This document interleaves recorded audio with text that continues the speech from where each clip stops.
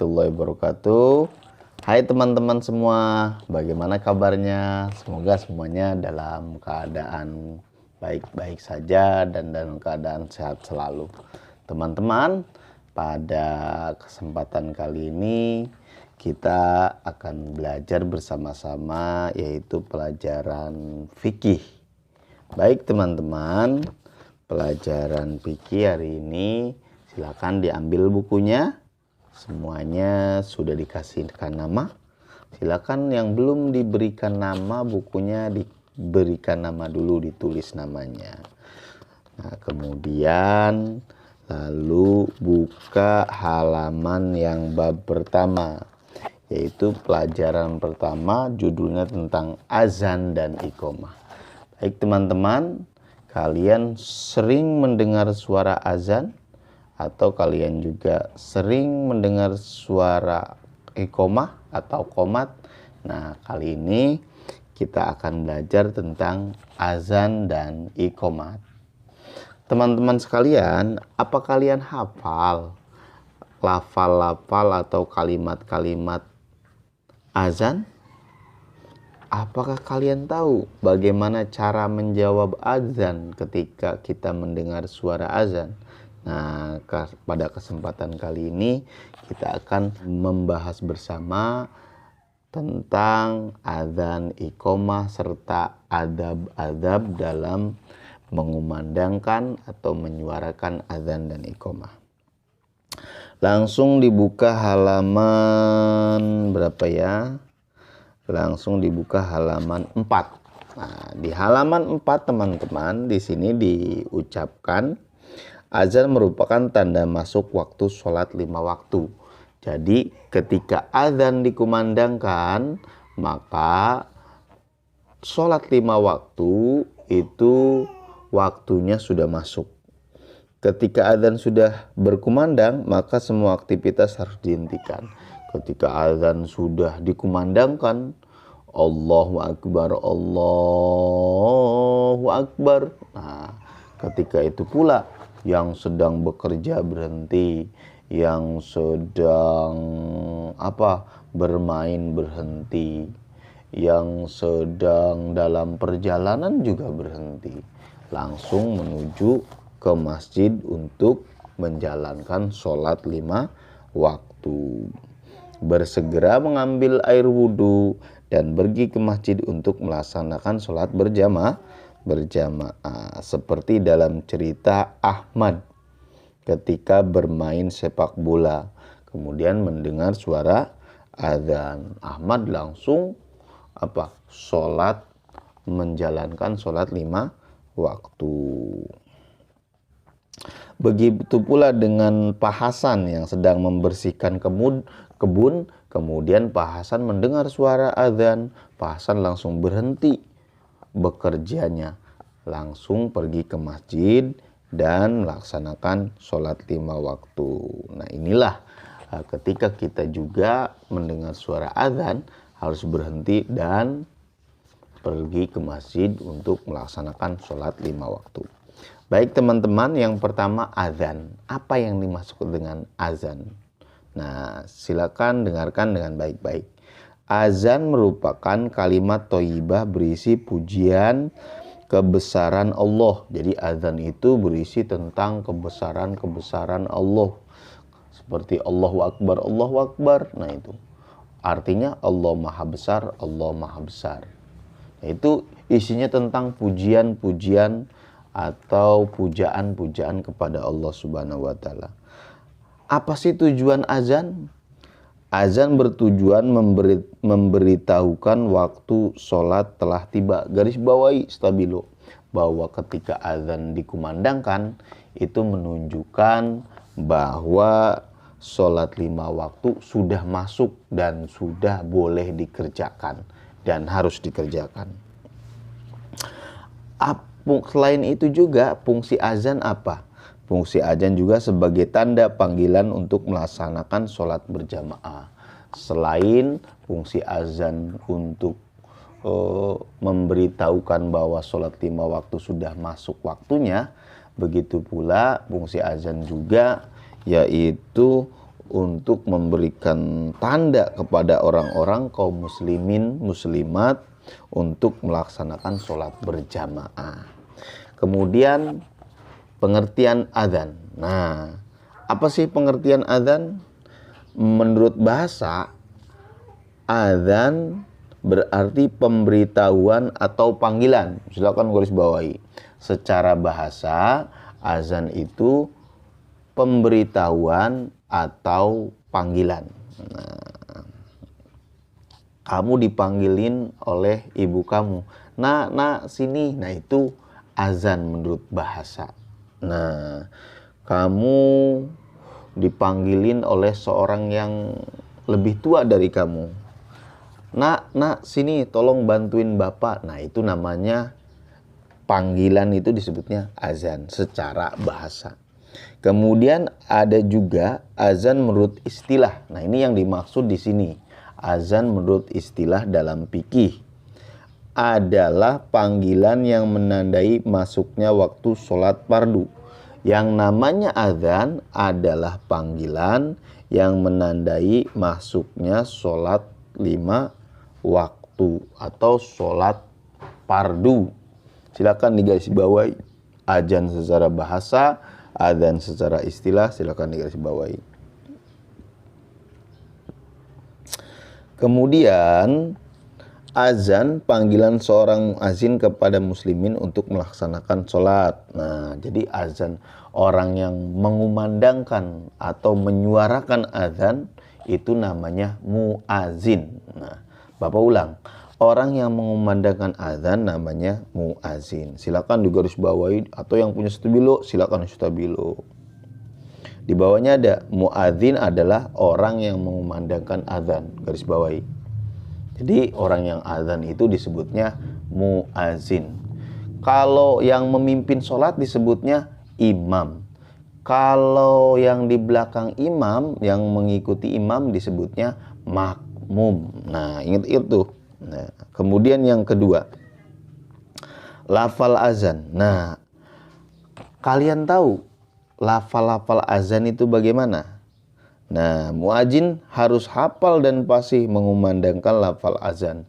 Jadi muadzin itu, orang yang azan itu harus tahu dan hafal cara mengucapkan lafal atau kalimat-kalimat azan. Jangan sampai di pertengahan lupa azannya. Misalkan Allahu Akbar, lupa apa ya?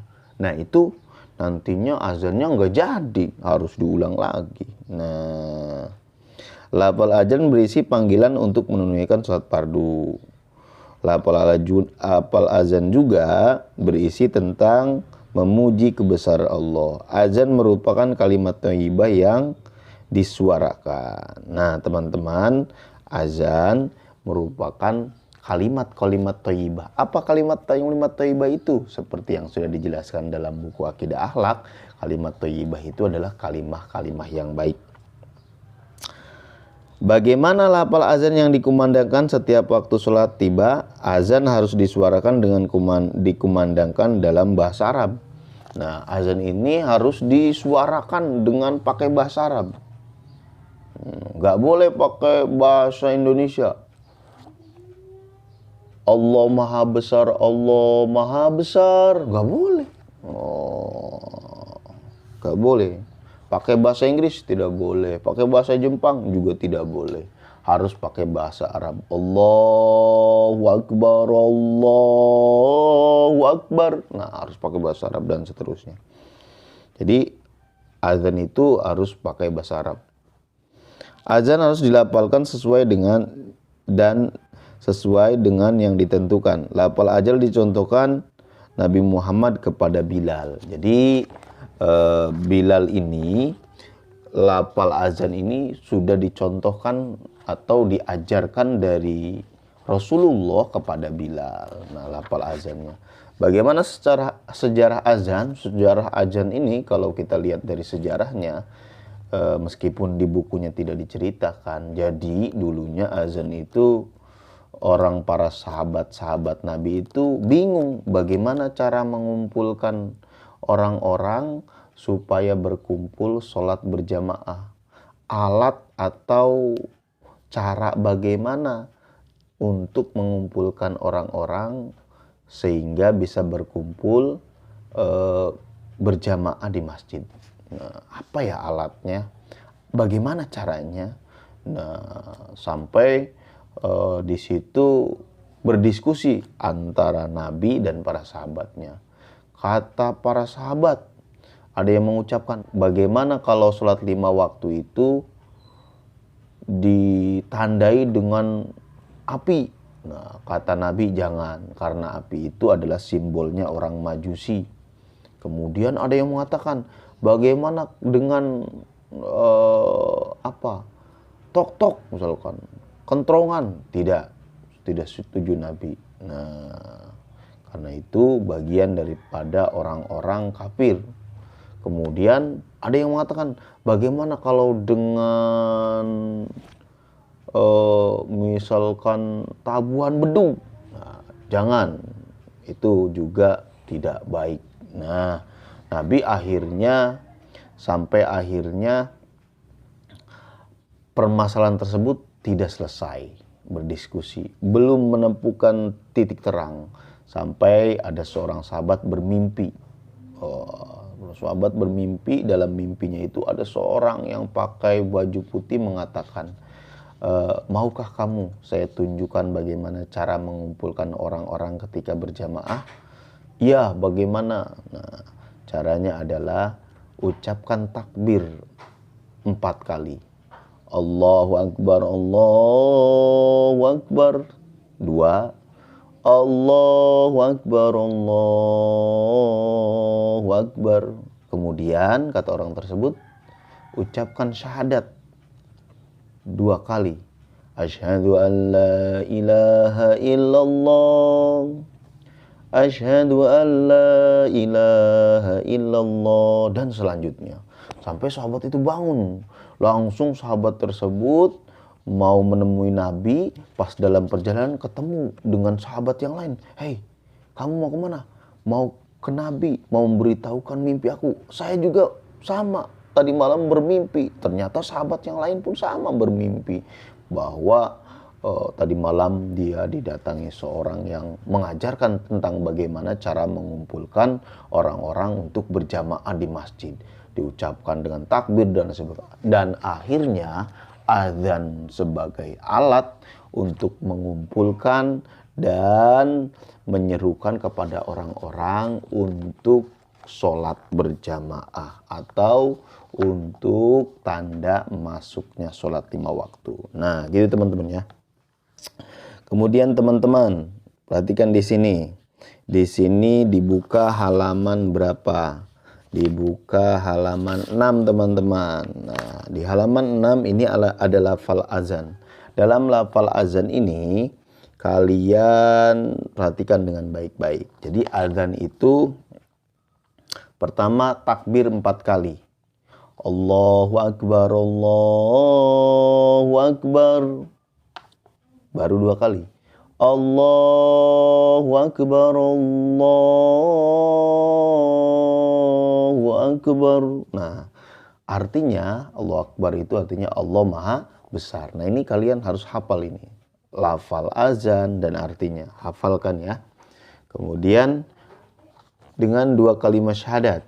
Berapa kali? 2 kali. Kalau takbir tadi 4 kali, 2 kalimat syahadat. Syahadat itu 2 kali 2 kali. Asyhadu an la ilaha illallah. Asyhadu an la ilaha illallah. Artinya apa itu? Artinya aku bersaksi bahwa tiada Tuhan selain Allah. Nah, jadi asyhadu an la ilaha illallah diucapkan 2 kali dalam azan. Kemudian syahadat yang kedua, asyhadu anna Muhammadar Rasulullah. Asyhadu anna Muhammadar Rasulullah. Berapa kali itu? 2 kali. Artinya apa itu? Artinya aku bersaksi bahwa Muhammad utusan Allah. Nah, ini kalian harus hafal ini. Terus yang ketiga, hayya 'alas shalah. Hayya 'alas shalah. Hayya 'alas shalah berapa kali? 2 kali. Artinya apa? Mari kita menunaikan sholat. Nah, mari kita mendirikan sholat. Nah, hafalkan artinya juga ya. Kemudian setelah itu hayya 'alal falah berapa kali? 2 kali. Hayya 'alal falah. Hayya 'alal falah. Berapa kali? 2 kali. Artinya apa? Marilah kita meraih kemenangan, bahwa sholat itu adalah menuju kemenangan. Dihafalkan artinya. Kemudian mau di akhir-akhir Allahu Akbar 2 kali. Allahu Akbar, Allahu Akbar. Artinya Allah Maha Besar. Jadi Allahu Akbar itu di awal ada 4 kali, mau di akhir tambah 2 kali. Jadinya berapa? 4 tambah 2. 1, 2, 3, 4, 5, 6. Jadi 8 takbir diucapkan dalam azan itu ada 6 kali. Di awal 4 kali, di akhir mau di akhir 2 kali. Terakhirnya ditutup dengan kalimat tauhid. Berapa kali? 1 kali. La ilaha illallah. Artinya apa? Tidak ada Tuhan selain Allah. Nah, bagaimana kalau misalnya adzannya subuh, Pak? Nah, setelah hayya 'alal falah ditambahi dengan as-sholatu khairum minan naum. Jadi kalau waktu subuh kan orang-orang sedang tidur, ditambahin dengan as-sholatu khairum minan naum. Bagaimana contohnya adzan subuh itu? Seperti ini ya. Allahu Akbar, Allahu Akbar. Allahu Akbar, Allahu Akbar. Takbir 4 kali. Asyhadu an la ilaha illallah. Asyhadu an la ilaha illallah. Asyhadu an la ilaha illallah 2 kali. Asyhadu anna Muhammadar Rasulullah. Asyhadu anna Muhammadar Rasulullah. 2 kali asyhadu anna Muhammadar Rasulullah. Langsung hayya 'alas shalah. Hayya 'alas shalah. Hayya 'alas shalah. Hayya 'alas shalah 2 kali. Langsung hayya 'alal falah. Hayya 'alal falah. Hayya 'alal falah. Nah, setelah hayya 'alal falah dalam kalau waktunya subuh ditambahin dengan as-shalatu khairum minan naum. Berapa kali? 2 kali. As-shalatu khairum minan naum. Artinya apa? Artinya bahwa sholat lebih baik daripada tidur. Sebenarnya bukan sholat lebih baik daripada tidur. Ya secara akal, ya tidur lebih baik. Bahwa sholat itu lebih baik dari tidur. Orang tidur disamain dengan sholat. Maksudnya bangun dari tidur untuk menuju sholat itu lebih baik daripada tidur maksudnya. Gitu ya. Kemudian bagaimana cara lafal, menjawabnya. Nanti ada cara menjawab adzan. Nah, teman-teman, cara menjawab azan bagaimana? Azan, ketika kita mendengar suara azan, kita disunahkan untuk menjawab. Orang yang mendengar suara azan, kalian, misalnya ada azan, mendengar suara azan, maka disunahkan untuk menjawab. Jawabnya bagaimana? Sesuai dengan bacaannya. Kecuali as-sholatu khairum minan naum, jawabnya dengan sodakta wa barorta. Contohnya bagaimana? Mana dalilnya yang menunjukkan bahwa azan itu harus dijawab? Nah, ini dalilnya. Idza sami'tum nida'a faqulu mithla ma yaqulul muadzin. Nah, ini hadis bahwa ketika kalian mendengarkan panggilan azan, maka ucapkanlah seperti apa yang diucapkan oleh muadzin. Jadi ketika kita mendengar suara azan, maka ucapkan seperti muadzin. Contoh, ada orang azan, Allahu Akbar, Allahu Akbar. Kita mendengar, maka kita jawabnya Allahu Akbar.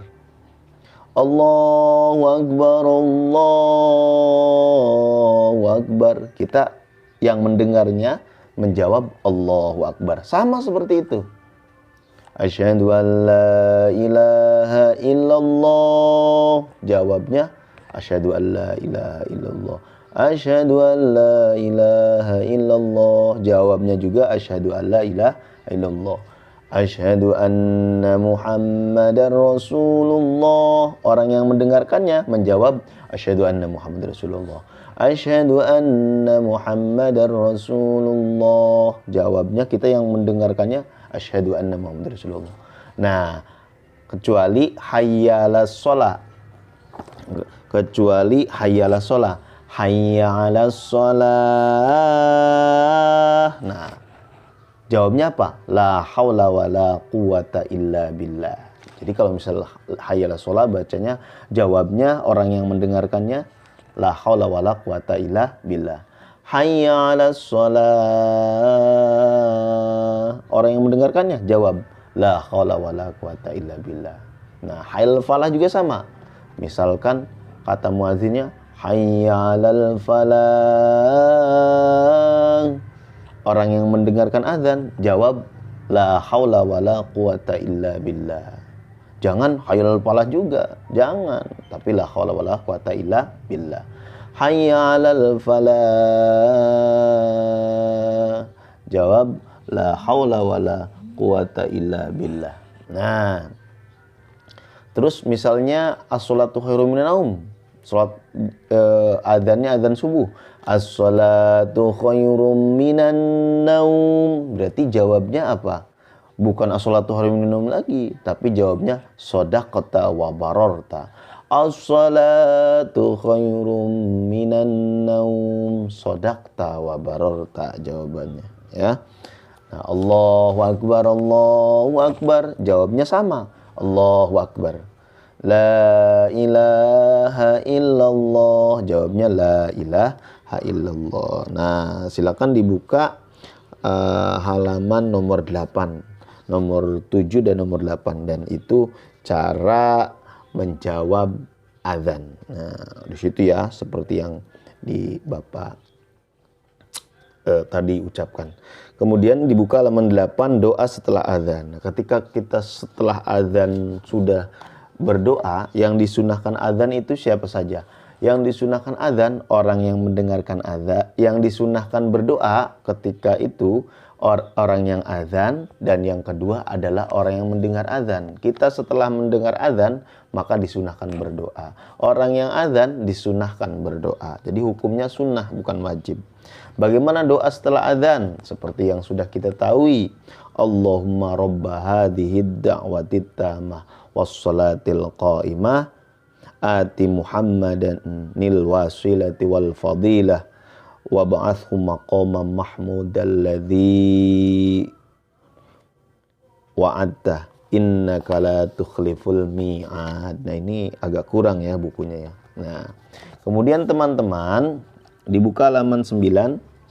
Di halaman 9, kapan waktu azan itu dikumandangkan? Apakah ketika misalkan jam 8? Waktu azan dikumandangkan mengikuti ketika masuknya waktu sholat. Ketika sudah masuk waktu sholat maka azan dikumandangkan atau disuarakan. Nah, kalau belum waktu sholat tidak boleh dikumandangkan teman-teman. Nah, kapan waktu sholat itu? Nah, dibuka halaman 9, yaitu waktunya azan mengikuti waktu masuknya sholat. Contoh nomor 1 dilihat yang A, waktu subuh. Waktu subuh itu perkiraannya waktu subuh adalah mulai terbitnya fajar sampai terbitnya matahari. Waktu subuh itu fajar, namanya fajar sodik nantinya. Di buku memang tidak diterangkan. Nah, ketika timbul fajar itu apa sih? Yang warna agak ke kuning-kuning kalau di ufuk matahari, di ufuk langit. Nah, itu ketika udah masuk waktu subuh. Nah, disitulah waktunya azan. Nah, karena adanya adzan subuh. Nah, kemudian waktu zuhur. Nah, perkiraan waktu zuhur adalah setelah bergesernya matahari sedikit dari arah barat sampai bayang-bayang sama panjangnya dengan benda. Contoh seperti ini. Misalkan ada benda tiang listrik. Nah, ada matahari dari sini, seret, nyorot, seret matahari ini. Nah, bayang-bayang si tiang listrik ini harus sama. Oh, misalnya ini ada 2 meter, bayang-bayangnya 2 meter. Kemudian lebih misalkan 5 cm. Nah, berarti bayang-bayangnya harus sama dan lebih sedikit. Nah, ketika waktu itu diperkirakan waktu zuhur sudah masuk, maka disitulah untuk waktu azan diperbolehkan. Yang ketiga adalah waktu asar. Kapan waktu asar itu? Perkiraan waktu asar adalah apabila bayang-bayang benda lebih panjang dari bendanya sampai tibanya maghrib. Jadi ketika masuknya ini lebih 2 kali lipat dari panjangnya benda tersebut, maka itu masuknya waktu asar. Nah, maka diperbolehkan untuk azan. Kemudian buka halaman 10. Nah, tadi kalau misalnya kita lihat dari halaman 9, coba lihat kalau waktu subuh itu sekitar jam setengah 5 ya. Kalau waktu zuhur sekitar jam 12 kurang atau jam 12 lebih. Nah, waktu asar ketika kira-kira jam 3 ya. Kira-kira jam 3 itu waktu asar. Kemudian adalah waktu maghrib. Waktu maghrib itu kapan? Waktu maghrib waktu maghrib itu diperkirakan adalah setelah matahari terbenam sampai hilang warna merah di langit di sebelah barat. Ketika warna merah hilang di langit sebelah barat, maka itu waktu maghrib sudah masuk. Nah, maka kira-kira jam berapa ya? Kira-kira jam 6 atau lebih sedikit, atau jam 6 kurang biasanya. Ada jamnya di situ. Kemudian waktu isya, kapan waktu isya itu? Nah, waktu isya yaitu setelah hilang mega warna merah sampai terbit fajar. Waktu isya itu setelah waktu maghrib hilang, maka datang waktu isya. Biasanya kalau maghrib itu matahari mau tenggelam, maka ada mega yang seperti abang. Nah, mega yang merah seperti itu ya, namanya fajar. Nah, setelah itu masuk waktu isya sekitar jam 7 atau lebih sedikit, jam 7 lewat 5 menit, jam 7 lewat 15 menit itu masuk waktu isya. Baik teman-teman, kemudian di halaman 11, salat memiliki waktu-waktu yang harus diperhatikan. Inna li sholati lil mu'minina kitaban mauquta, bahwa bagi orang-orang mukmin itu ada waktu-waktu sholat yang sudah ditentukan. Itu ya. Jadi sholat duhur ada waktunya, sholat asar ada waktunya, nah sholat maghrib ada waktunya. Misalkan sholat subuh sekitar jam setengah 5. Misalkan sholat zuhur sekitar jam 12 tepat atau lebih sedikit atau kurang sedikit. Waktu asar kira-kira jam berapa? Jam 3 lewat atau jam setengah 4 boleh. Jam 3 lewat 15 menit, 10 menit misalkan. Karena memang waktu-waktu tersebut nggak tentu juga, tergantung pergeseran matahari. Kemudian waktu maghrib kira-kira kalau diperkirakan jam 6 tepat atau jam 6 lewat sedikit. Atau jam 6 kurang 5 menit gitu ya. Intinya sekitar jam 6. Kemudian waktu isya yaitu sekitar jam 7 atau jam 7 lewat, jam 7 kurang 5 menit. Nah, pada waktu-waktu ketika masuknya waktu sholat, maka di situ disunahkan atau diperbolehkan untuk mengumandangkan azan. Kemudian azan juga bukan hanya pada waktu-waktu sholat fardu teman-teman dikumandangkan.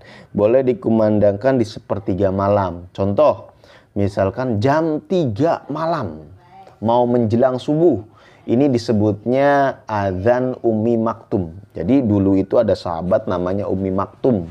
Nah, sahabat Ummi Maktum ini tidak dapat melihat matanya. Kemudian sahabat Ummi Maktum ini sering kebiasaannya azan setiap jam 3 mau menjelang subuh, disebutnya azan pertama. Nah, pada zaman Nabi, dan Nabi tidak mencegahnya, maka Nabi setuju dianggapnya.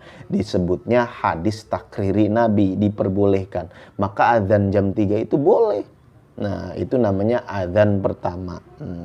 Adzan juga dikumandangkan pada hari Jumat, biasa diperbolehkan.